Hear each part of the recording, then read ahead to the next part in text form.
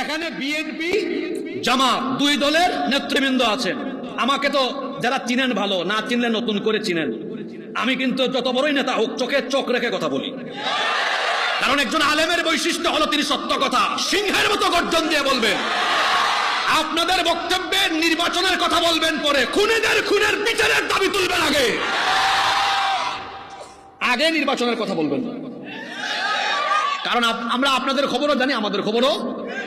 আমি আপনাদের কথা বাদ দিয়ে আমার কথা বলি, আমাদের কথা বলি। আমরা আলেমরা নিরাপদে এই দেশে চলাফেরা করতে পারতাম না, আপনারাও ঘর থেকে বেরোতে পারতেন না, আপনারা লুকাই লুকাই থাকতেন। এগুলা সব মানুষ জানে। যেই ছাত্রদের রক্ত ত্যাগ আর জীবনের বিনিময়ে আজ বের হয়ে মাহফিলে এসেও কথা বলার সুযোগ পেয়েছেন, তাদের প্রতি কৃতজ্ঞতা আদায় করতে শিখেন।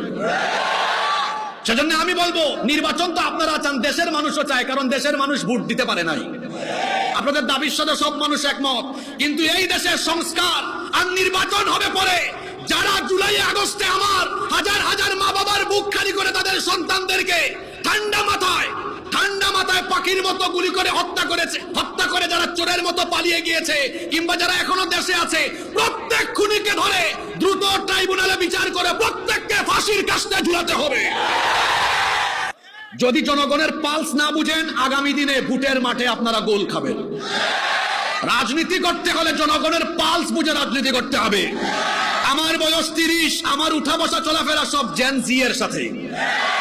এই ছাত্ররা তরুণরা যেটা বলে সুদা সবটা কথা বলে, এরা আপনাদের ভোটার। যদি এদের পালস না বুঝেন, আগামীর বাংলাদেশে রাজনীতি করার অধিকার আপনারা হারিয়ে ফেলবেন।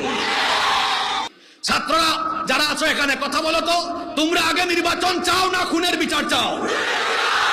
রাজনীতি বুঝাশোনা কইরেন, আপনাদেরকে হাসানোর জন্য বলি নাই। আমি রাজনীতি করব, জনগণের পালস বুঝে রাজনীতি করতে হবে। যে নেতা জনসম্পৃক্ত হয়ে জনগণের মনের ভাষা বুঝতে পারে না, এই নেতা কোনোদিন জনগণের নেতা হতে পারে না।